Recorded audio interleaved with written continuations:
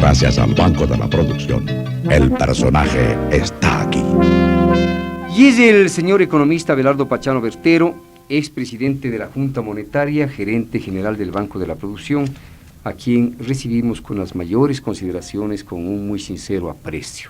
El señor economista nos honra con su amistad desde hace muchos años y nosotros hemos sabido aquilatar en su real dimensión este noble gesto del señor economista. Señor economista, bienvenido, y antes de ir a la materia económica tan interesante que usted explica también, quisiera hacerle un par de preguntitas políticas. ¿Cómo ha visto usted el juicio al ministro Vera?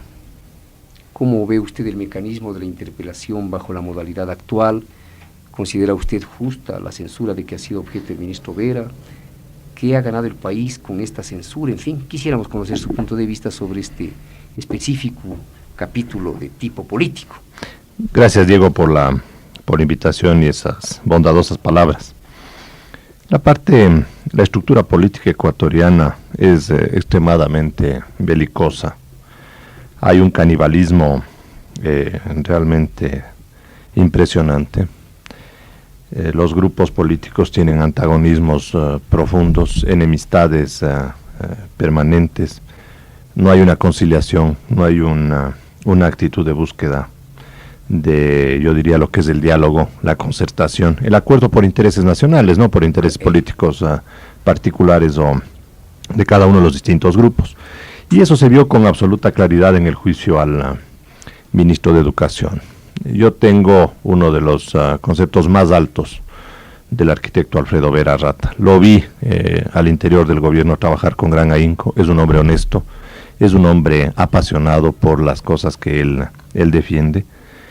Y del juicio político yo no he podido extraer ninguna otra conclusión que no sea la de que ahí se produjo un enfrentamiento de posiciones simplemente políticas antagónicas, una odiosidad terrible, un lenguaje, diría yo, absolutamente inconveniente para el bienestar y la paz social del país. Porque no nos olvidemos que la paz se la va perdiendo por etapas.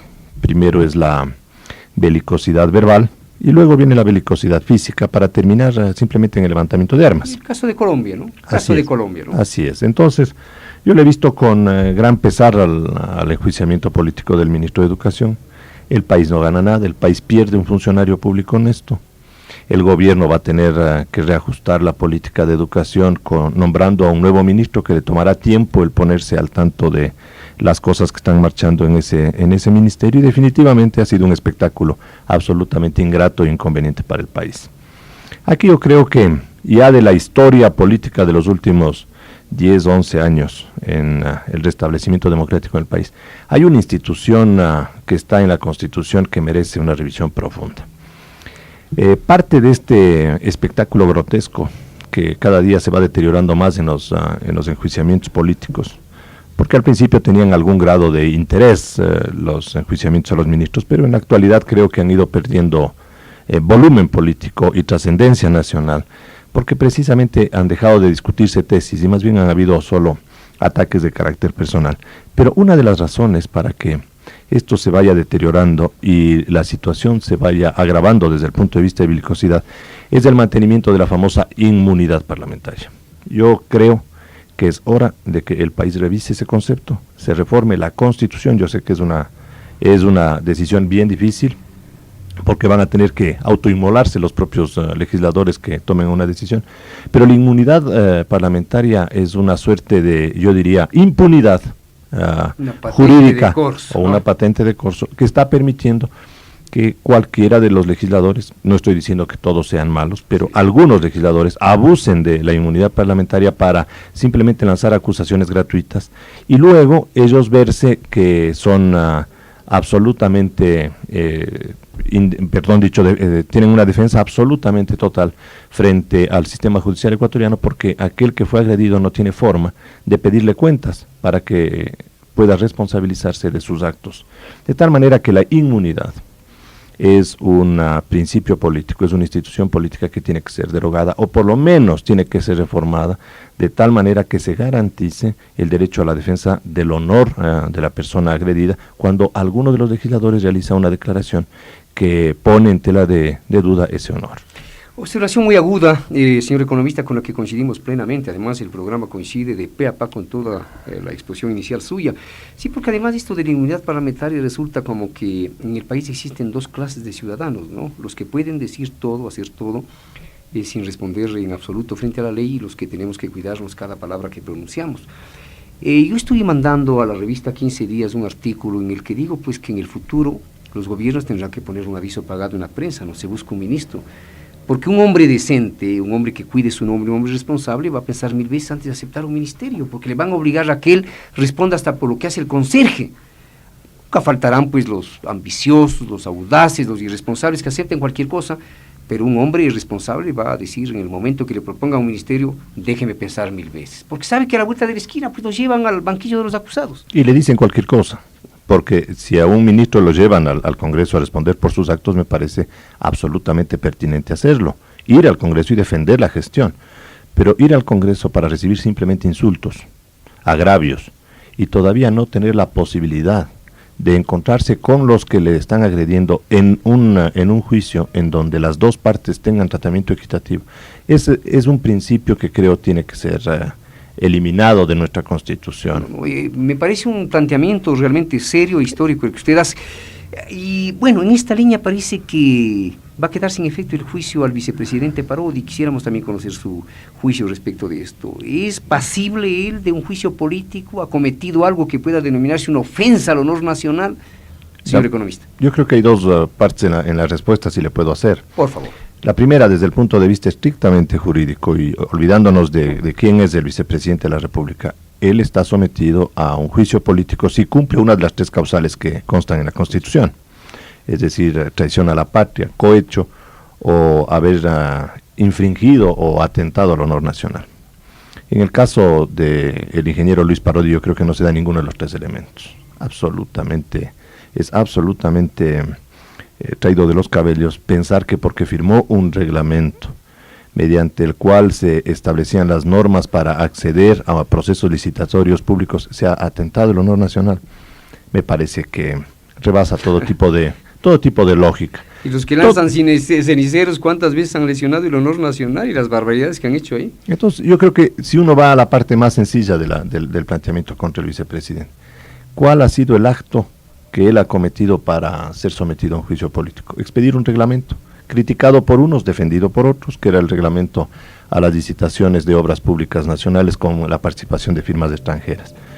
Y decir que por eso se ha atentado el honor nacional me parece que no tiene sentido. De tal manera que espero que la información que trae la prensa el día de hoy, de que el pretendido juicio político contra el vicepresidente va a ser encarpetado, se haga realidad, por el bien del país y porque además, por justicia, Luis Parodi no merece un tratamiento como el que se le está dando. Y decía esta mañana yo, ironizando un poquito, que el estómago de algunos legisladores debe estar ya satisfecho, ¿no?, después de haberse comido crudo al ministro de Educación, porque usted señalaba este ánimo canibalesco que hay en la política ecuatoriana, que es lamentable, ¿no? Y perdemos muchos hombres, lo que Diego, usted también reflexionaba de que pocos hombres van a estar dispuestos a aceptar funciones públicas, es la verdad. Y el Ecuador se va a privar de personas preparadas, capaces, honestas, que no van a estar dispuestas a atender sus responsabilidades públicas precisamente por el temor a ser vilipendiados en juicios políticos o a través de simplemente una oposición que no tiene razonamientos adelante, sino simplemente enemistad personal. 7 de la mañana con 45 minutos, 7 horas 45 minutos. Primera parte, un diálogo político con el señor economista Abelardo Pachano. Vayamos a su materia, aunque todas las materias son suyas y en todas usted se desenvuelve con gran solvencia. Comencemos por esto de la reforma al reglamento sobre inversión extranjera. Usted ha criticado la medida adoptada por el gobierno al fijar un tope del 49% a las inversiones extranjeras en el sistema financiero nacional. Así es, Diego.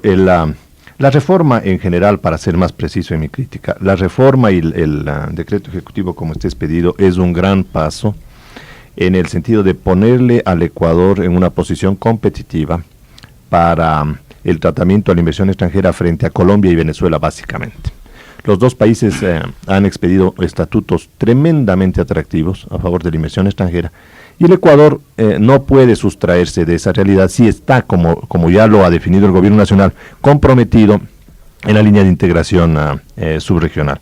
En ese sentido, entonces, la opinión mía contraria al tratamiento de la inversión extranjera en la banca se sustenta en el principio de que tanto en Venezuela como en Colombia también se permite la inversión extranjera en el sistema financiero con hasta el 100%.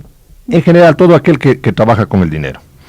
Es decir, que el dinero le hace producir, le hace rendir. Entonces, en ese sentido, yo creo que nosotros nos estamos poniendo en una posición desventajosa. No es que yo crea que con la inversión extranjera en el sistema financiero se van a resolver los problemas de capitalización que todavía tiene este sector, que necesita la banca o que necesitan las compañías financieras o las compañías de seguros. No, pero el país tiene que dar un mensaje internacional que sea tan amplio como ha sido el de los socios del Grupo Andino. De tal manera que la posición mía es que esta limitación, en lugar de permitir que puedan fluir capitales internacionales al sistema financiero, lo que va a hacer es restringir la venida de esos capitales a este sector, dejando en ventaja, en cambio, a la inversión de capitales colombianos o venezolanos que sí pueden comprarse la banca ecuatoriana, porque dentro del Grupo Andino los capitales colombianos y los venezolanos son llamados no extranjeros, sino capitales neutros o capitales nacionales. Claro.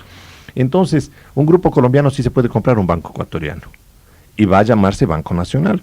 En cambio, viene un grupo, llamémosle así, europeo, un buen grupo que tiene que cumplir todos los requisitos que establece la ley y no puede tener más del 49%. Mi pregunta es, ¿por qué la ventaja a un capital subregional y por qué la desventaja a un capital internacional? Es decir, que desde el punto de vista suyo, la reforma resta competitividad a la economía ecuatoriana en el Pacto Andino y concretamente frente a Ecuador, a Venezuela y Colombia. En el sistema financiero, exclusivamente en el sistema financiero. Ahora, no hay que olvidarse que el sistema financiero es el eje del financiamiento de todo el aparato productivo. Un buen sistema financiero quiere decir que podría respaldar un proceso de producción amplio, activo. Un mal sistema financiero lo que hace es restringir la capacidad de crecimiento que tiene el país, porque canaliza recursos, ¿no? Es decir, intermedia. ¿Se podría decir que se trata de un paso atrás en el proceso de apertura económica? No atrás, porque la norma ha estado vigente desde hace muchísimo tiempo. El 49% no es una revisión dada por el gobierno del presidente Borja, es el mantenimiento de lo que estaba hecho.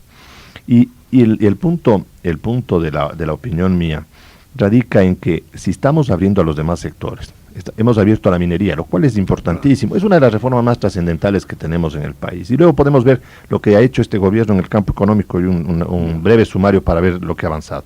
Pero en minería, lo que se ha hecho en petróleos, abrir la economía.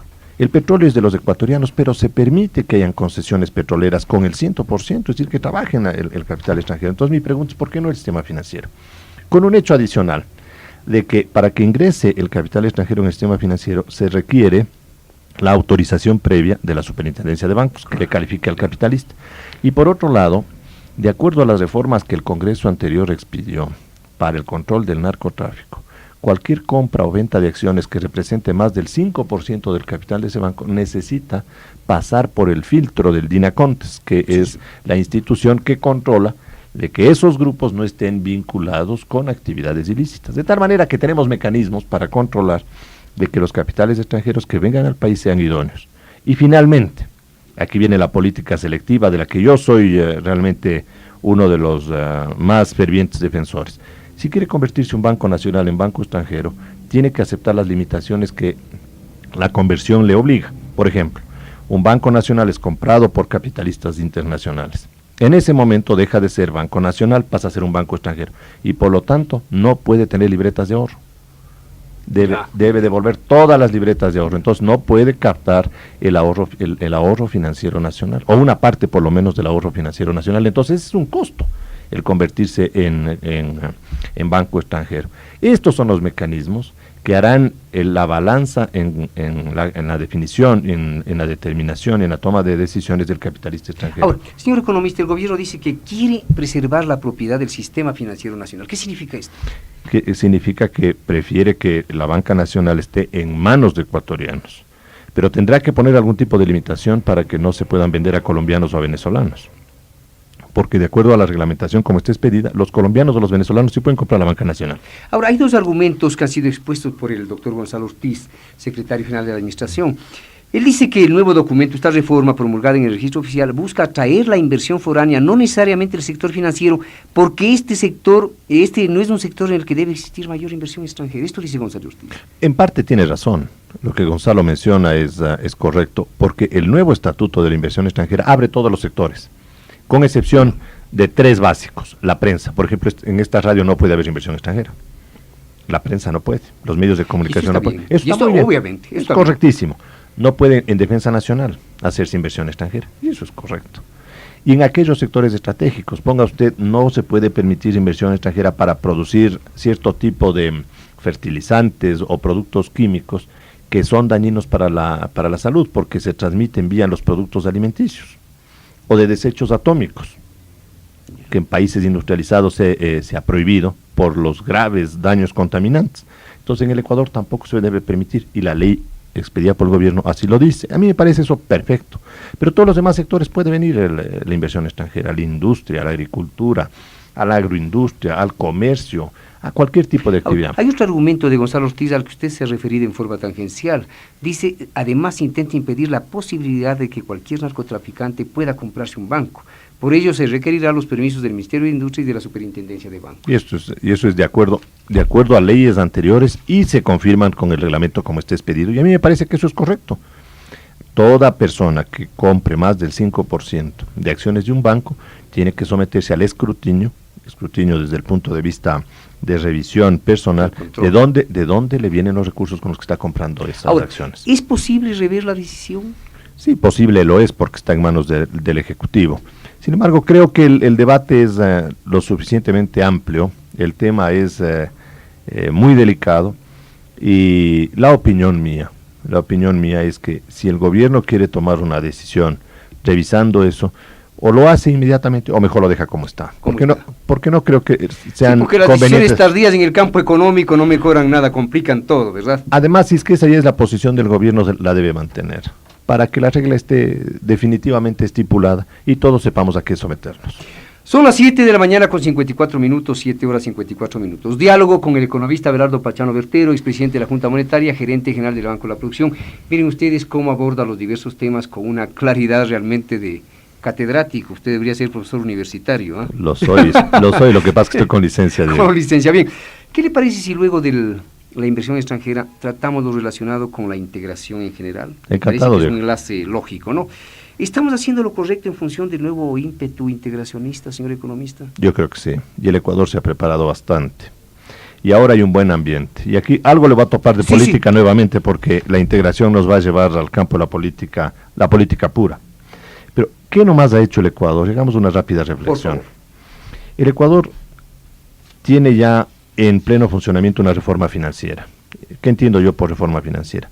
Nuevas normas perfectamente claras, muy exigentes, que rigen a los bancos, a las compañías financieras, a las compañías intermediarias, a las compañías de seguros, que obligan a capitalizarse permanentemente y que les impiden utilizar de esto va a ser más de 2 años, recursos baratos en el Banco Central. Hay un sistema financiero mucho más sólido. Hoy la banca está en una posición de ventaja y yo diría de mejoría sustantivamente buena, y me agrada decirlo porque ese es el producto de la reforma financiera ya introducida en el país y que continuará. Creo yo que más allá de lo que haga este gobierno, los gobiernos siguientes tendrán que continuar con la reforma financiera. Hay un sistema cambiario ordenado, hay una reforma cambiaria en el país. Usted recordará, Diego, que en el año 87, 88 teníamos un desorden cambiario muy grande, perdimos toda la reserva monetaria, y los importadores tenían que rogar a los exportadores para que les vendan dólares, se coimaba la compra y venta de divisas. Hoy tiene un sistema de rondas ordenado, un sistema de devaluaciones más o menos programado, un mecanismo limpio de compra y venta de divisas a través del Banco Central, y eso nos da a nosotros un andamiaje cambiario también adecuado para el mantenimiento del aparato productivo. Una reforma tributaria que todo el país lo ha comentado favorablemente, hecha con, yo diría, gran profesionalismo, con gran diligencia, y que es uno de los méritos del gobierno actual. Una reforma arancelaria. Estamos prácticamente rompiendo todo un esquema de crecimiento y de desarrollo del país ejecutado durante los últimos 30 años y preparándonos para un nuevo esquema un nuevo esquema de crecimiento. Entonces tenemos reforma financiera, reforma cambiaria, reforma tributaria, reforma de carácter arancelario. Ahora ya hemos introducido un nuevo esquema a la inversión extranjera. Estamos ya con un nuevo esquema de inversión extranjera, con la limitación en el sector financiero. De la banca que acabamos de comentar. Todo esto hemos hecho. ¿Qué es lo que nos falta? ¿Qué cosas nos faltan? Yo diría, reforma laboral. Básicamente la reforma laboral. Básicamente la reforma laboral. Y una pequeña reforma desde el punto de vista legal, pequeña desde el punto de vista económico muy grande, de tratamiento a la inversión en general. Y me voy a explicar por qué. Sí, por favor. Reforma laboral. Esto. La reforma laboral, yo creo que son 1 o 2 aspectos básicos los que necesitamos tratar. El asunto de la estabilidad, como concepto absoluto o como concepto relativo. ¿Por qué como concepto absoluto? Porque la estabilidad, como está establecida en este momento en la legislación laboral, no permite una mejora en la productividad. Yo creo que la estabilidad debe ser parte del conjunto de normas laborales, pero promoviendo la productividad. En otras palabras, creando un fondo que le permita al trabajador que por razones debidamente justificadas pierde el empleo, pueda subsistir X meses en función del tiempo que ha estado ocupado o aportando para este periodo de desocupación que se espera que sea transitorio, mientras busca una nueva ubicación. El momento en que nosotros tengamos un sistema flexible de estabilidad en función de la productividad, creo que hemos resuelto más del 50% del problema laboral, o de la ley, o de la estructura laboral ecuatoriana. Y segundo, que me parece que es lo básico, la reglamentación del sistema de huelgas solidarias. No la huelga propiamente dicha, sino la solidaria, aquella que sin razón directa con el sistema productivo individual, con la empresa individual, está ocasionando trastornos a la producción. Entonces yo creo que con eso, más 2 o 3 reformas adicionales que pueden ser complementarias, tendríamos nosotros una reforma laboral adecuada. Y la propuesta del gobierno me parece que es mesurada, es prudente, es conveniente en el momento actual. Y esperemos que el Congreso dé trámite, dé paso para completar la reforma laboral. Concluir esa reforma laboral, lo que yo diría es igualar el tratamiento tributario a la inversión nacional y a la inversión extranjera, para que puedan regresar los capitales, porque hay muchos capitales ecuatorianos afuera. Regresan los capitales con esta reforma a la inversión y tenga la seguridad, digo, que está prácticamente todo el andamiaje. Por esta línea, señor economista, iríamos a una armonización de las políticas entre los 5 países del Pacto Andino, que es capital. Bueno, ahora viene con lo del Pacto Andino el problema de que la discusión de los aranceles ya va a pasar a ser secundaria. Y lo que vamos a discutir es qué tipo de cambio debemos tener los países para asegurar que el comercio se haga en el sentido en donde hay ventaja. Me explico. Si entre Ecuador y Colombia encontramos que nosotros les podemos vender alimentos, como parece ser que es la resultante de que nosotros les podemos vender papas, arroz, les podemos vender maíz y además productos industrializados, alimenticios como aceites, mantecas y otros productos como los jugos. Creo que lo que debemos es asegurarnos de que esas ventas puedan fluir hacia Colombia para obtener nosotros una utilidad, mejorar nuestra producción, porque al mejorar la producción vamos a mejorar el empleo, va a haber más gente ocupada. Pero la única forma de asegurarnos de si la política cambiaria colombiana se mantiene dentro de ciertos parámetros para que ellos no utilicen el tipo de cambio y bloqueen el comercio de los productos ecuatorianos. En otras palabras, lo que yo quiero decir es, si Colombia devalúa demasiado el peso, la ventaja de los precios de los productos ecuatorianos desaparece. Entonces hay que acordar entre colombianos y ecuatorianos, entre venezolanos, colombianos, ecuatorianos, en definitiva entre los 5, cuáles van a ser las condiciones o los requisitos que deben cumplir la política cambiaria. Y eso es armonizar, ¿Cuáles van a ser las condiciones igual de tasas de interés? ¿Cuáles van a ser las condiciones para precios, para subsidios? Porque ahora le voy a dar un ejemplo del problema que tiene. Sí. Tomemos medicinas. El otro día yo le estaba escuchando un programa suyo, el tema de medicinas.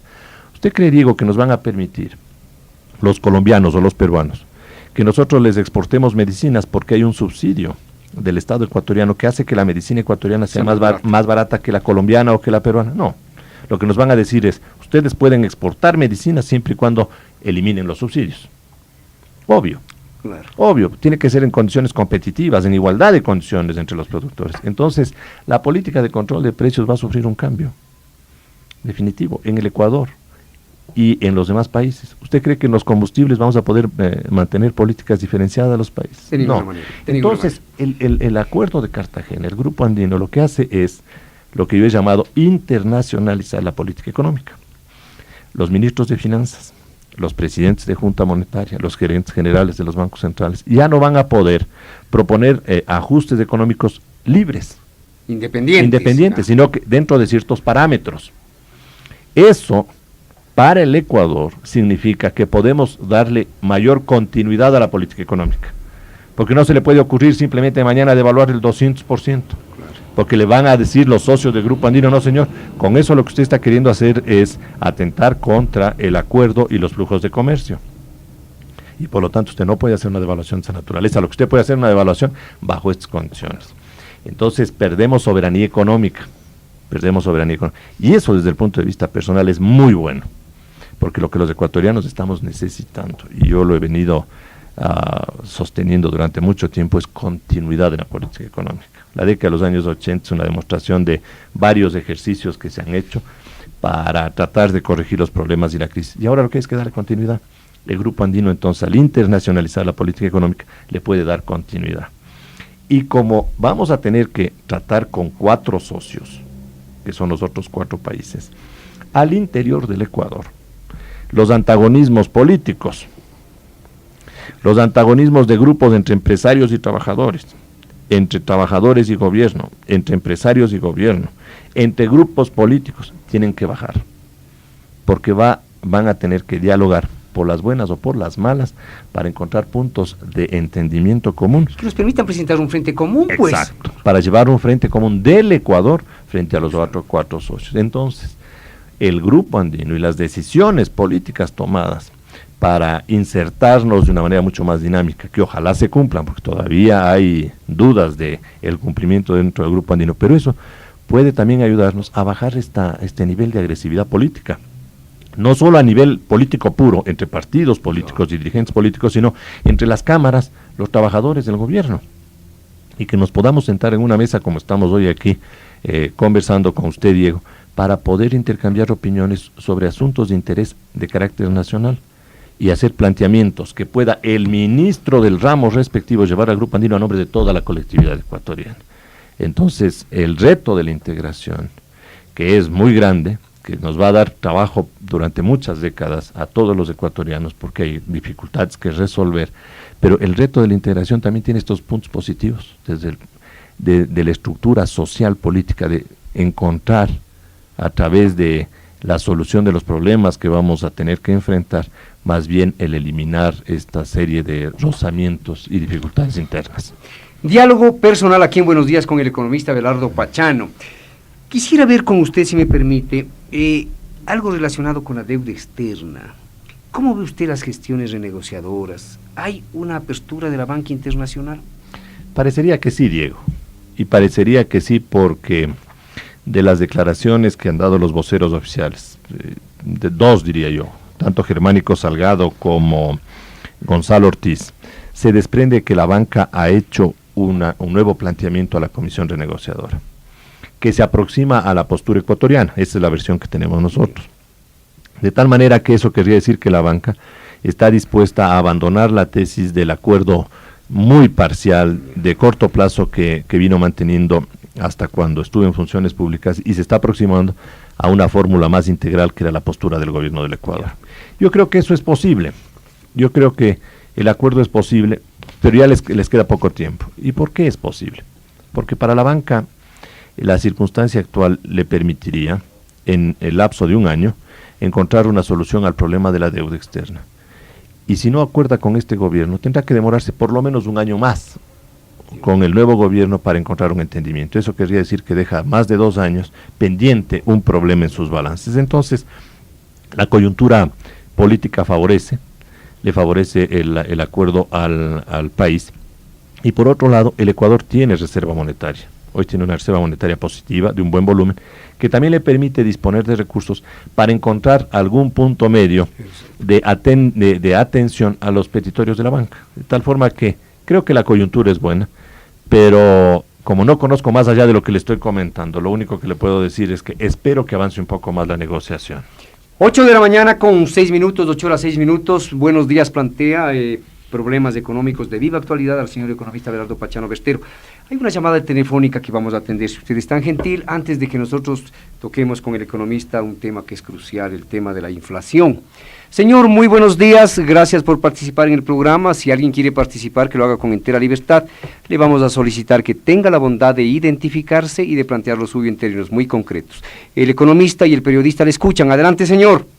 Buenos días, mi nombre es doctor Fernando Sánchez, soy un exalumno del economista Pachano en la Escuela de Ciencias Internacionales. Mi consulta es la siguiente. Yo tengo el criterio que la reforma laboral no era necesario presentar al Congreso, por cuanto esto entraría dentro de las armonizaciones de las políticas laborales de todo el Pacto Andino. No sé qué criterio tendría usted. Me parece que el tratamiento se le debió haber hecho conjuntamente entre los 5 países. El señor doctor Fernando Sánchez, exalumno del economista Abelardo Pachano, él piensa que la cuestión laboral debió ser motivo de un tratamiento a nivel, digamos, de los 5 países del Pacto Andino. Señor economista. Desde el punto de vista económico, yo creo que hay 2 etapas en la armonización de políticas. Primero es en la preparación del andamiaje jurídico interno para permitir que todas las fuerzas productivas puedan moverse dentro de un marco de acción, de un marco referencial lo suficientemente flexible, capaz de estar en posición competitiva con los otros 4 países miembros. Y en ese sentido el Código Laboral ecuatoriano es bastante inflexible, bastante riguroso. Creo que la reforma internamente es necesaria. Esto no quiere decir que haya una segunda etapa en la cual los ministros de trabajo de los 5 países discutan cuáles deben ser las condiciones comunes de la legislación laboral del Grupo Andino para implantarlas posteriormente. Pero de inicio, la armonización de las políticas laborales no va a ser posible por la gran diversidad de realidades sociales y políticas que existen en los 5 países. Por ejemplo, Venezuela, en el momento actual, ha realizado ya una reforma laboral que está en vigencia desde el 1 de mayo del año en curso. Redujo la jornada de trabajo de 48 a 44 horas semanales, pero aumentó una serie de beneficios. Por ejemplo, da un tratamiento muy particular a la ingravidez de la mujer. Le da 2 meses de descanso prenatal y 4 meses de descanso postnatal. Es decir, son 6 meses de descanso cuando nace el niño. En el Ecuador nosotros tenemos 7 semanas, 3 prenatal y 4 postnatal. Entonces, entrar a discutir estos temas de tratamiento de beneficios individuales entre los 5 países va a ser una ardua jornada que requerirá de un tiempo, yo diría, considerable. Por lo tanto, creo que la reforma laboral al interior era necesaria desde el punto de vista jurídico e indispensable desde el punto de vista económico. Pero en el futuro habrá que ir a una armonización de estas políticas. De todo, Diego. ¿No es cierto? De todo, Diego, porque le voy a dar un ejemplo figurado. Por favor. Esto, si es que se cumple todo lo que se está preveyendo dentro del Grupo Andino. A la final, lo que nosotros vamos a terminar realizando entre los 5 países es eliminando todo tipo de frontera económica, como lo que existe en la actualidad entre las provincias en el Ecuador. Tenemos fronteras políticas entre Pichincha y Cotopaxi, pero a nadie se le ocurre poner una barrera en los carreteros, justo en el límite provincial, para impedir que las papas que se producen en Cotopaxi no entren a Pichincha. Claro. O que el dinero que hay en Pichincha no vaya a Cotopaxi. Ahí está la frontera política, pero esa frontera política solo sirve para otros propósitos de organización del Estado. Lo mismo va a pasar a nivel del Grupo Andino. Vamos a tener la frontera entre Ecuador y Colombia, y en algún momento esa frontera será como la que tenemos hoy entre Pichincha y Cotopaxi. La diferencia está en que tenemos una moneda común entre Pichincha y Cotopaxi, y entre Colombia y Ecuador tenemos 2 monedas. Entonces tenemos que regular las diferencias en el tratamiento de las 2 monedas. Por eso le decía que hay que armonizar políticas cambiarias, por eso le decía que tenemos que armonizar políticas de tasas de interés, políticas de precios, porque si fuera la misma moneda, ya está resuelto el problema. 8 de la mañana con 10 minutos, 8 horas 10 minutos. Inflación. Señor economista, yo le invito a que hablemos de la inflación en función de 2 factores. Una política agropecuaria destinada al abastecimiento nacional y posibilidades de venta del Ecuador frente a Colombia y Venezuela. ¿Qué le parece? Bueno, la inflación es el dolor de cabeza del momento en el país. Es lamentablemente la parte más dolorosa de toda la situación económica del país. Yo creo que debemos perseverar en bajar esos niveles de inflación. Son muy altos para el estándar ecuatoriano. Estar entre el 45 y el 50% es demasiado alto. Se deben mantener los principios de políticas monetarias muy rigurosas. No se pueden aflojar esos principios para seguir combatiendo este flagelo, porque este flagelo atenta más a la clase media baja, a las personas que viven de un salario fijo, y no les afecta en nada a los empresarios o a los capitalistas, o por lo menos ellos tienen defensas frente a la inflación. Entonces es un impuesto absolutamente regresivo, concentrador de la riqueza, que el gobierno y la política económica tienen la obligación de seguirlo combatiendo. Y en este sentido, la política monetaria tiene una gran responsabilidad.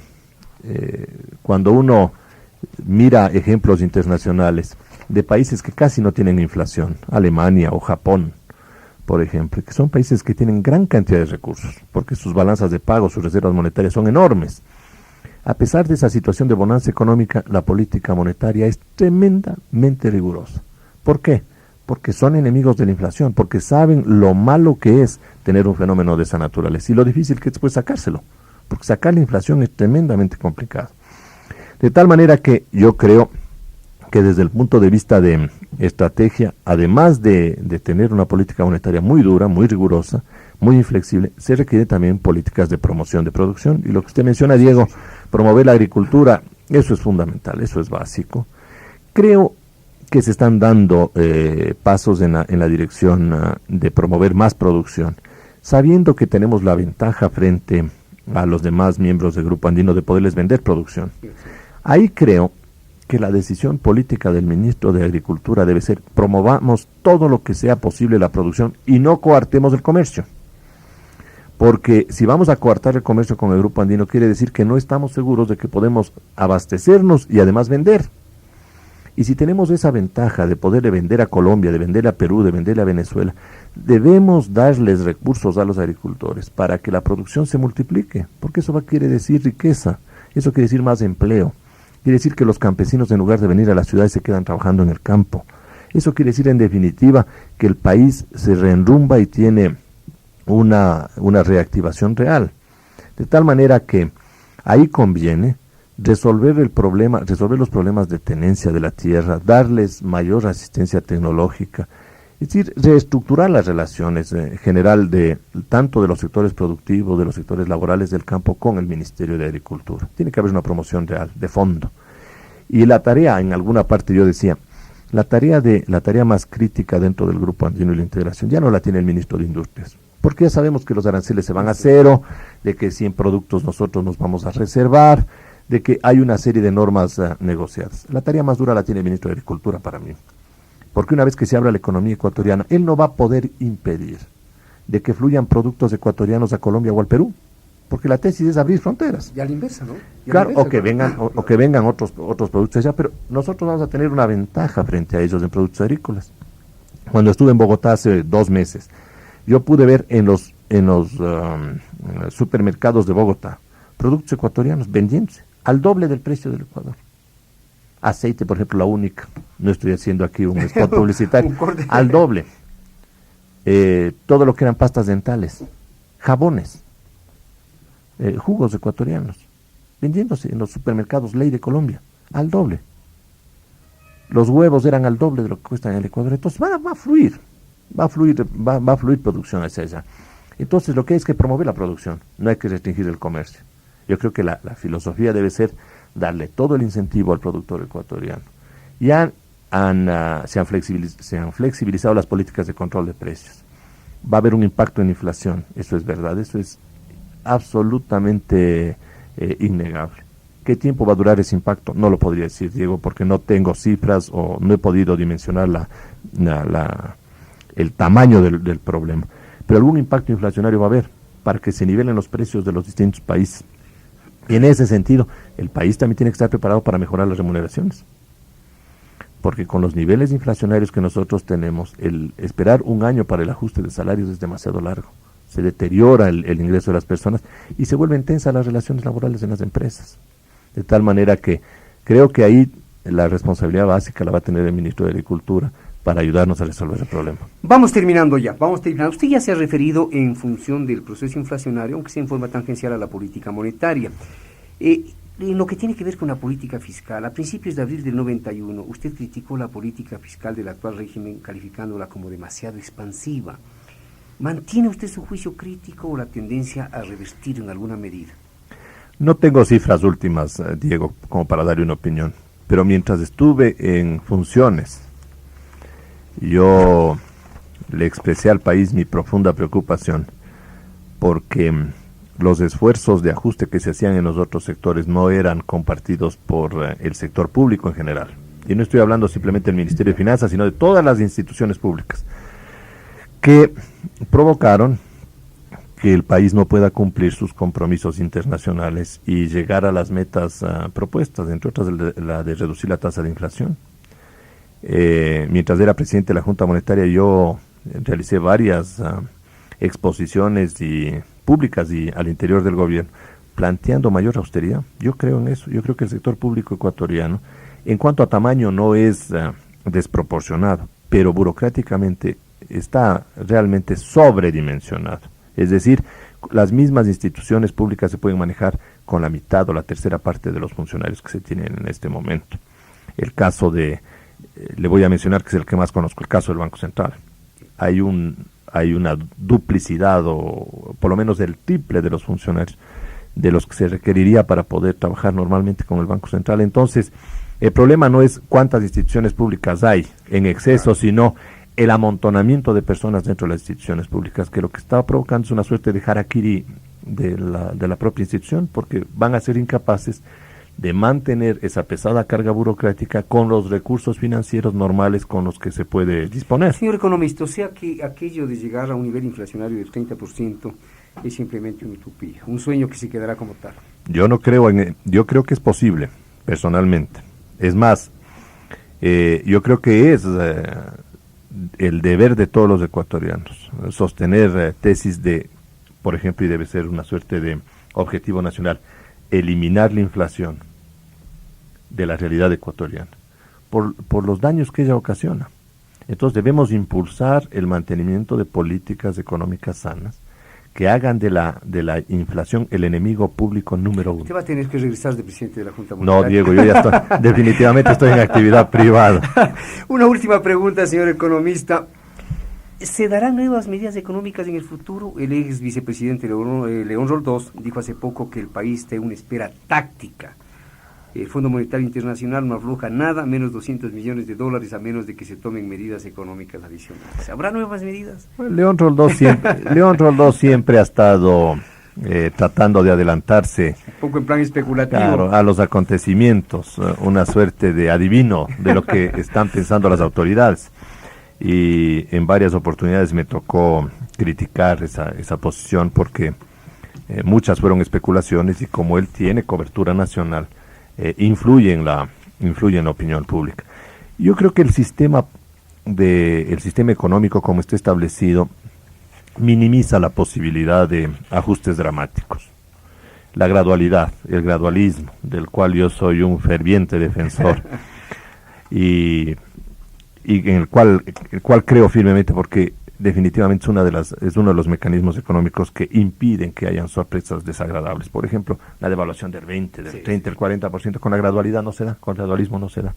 Usted tendrá ajustes del 2, del 3%, pero que en nada le afectan ni a usted, ni al ciudadano común, pero eso sí, le favorecen el desarrollo de actividades productivas. Y si usted mira ahora, Diego, el año 1991, y discute con empresarios ecuatorianos, va a encontrar de que uno de los booms económicos del año 91 es la exportación privada. El banano, en el año 91, en los 5 primeros meses se ha exportado lo mismo que lo que se exportó en 1989. Es decir, vamos a duplicar la producción de banano. En camarón hay un crecimiento del 36% frente al año 1990. En flores, pregunte a los floricultores ecuatorianos lo que están exportando. En frutas exóticas, que se llaman exóticas, melón, aguacate, frutillas, en espárragos, Sobre todo el aguacate. Todos esos productos en pocos años, Diego, le van a cambiar la realidad económica del país y hay que perseverar en esa línea. Y eso se da solo cuando usted da mensajes bien claros en política económica. Dice, vamos a sostener una política cambiar de esta naturaleza. El empresario lo que dice es, con esta política, claro, la exportación sí es negocio. Y me meto en esa dirección. Pero si usted da brincos y golpes sin dar una orientación, nadie le entra a jugar ahí, sino más bien lo que va a buscar es tener capitales financieros para especular. Es la gran ventaja de la gradualidad. Y perdóneme mi cuña personal. Aquí en Buenos Días, en forma personal, el señor economista Abelardo Pachano Berstero, expresidente de la Junta Monetaria, gerente general del Banco de la Producción. Ustedes han podido constatar una vez más, gracias a la presencia del economista, el señor economista, cómo se puede charlar sobre materia económica volviendo esta charla sabrosa e inteligible. Gracias a usted, señor economista. Diego, muy gracias. Buenos días. Muy Gracias, buenos días. El personaje estuvo aquí, gracias al Banco de la Producción.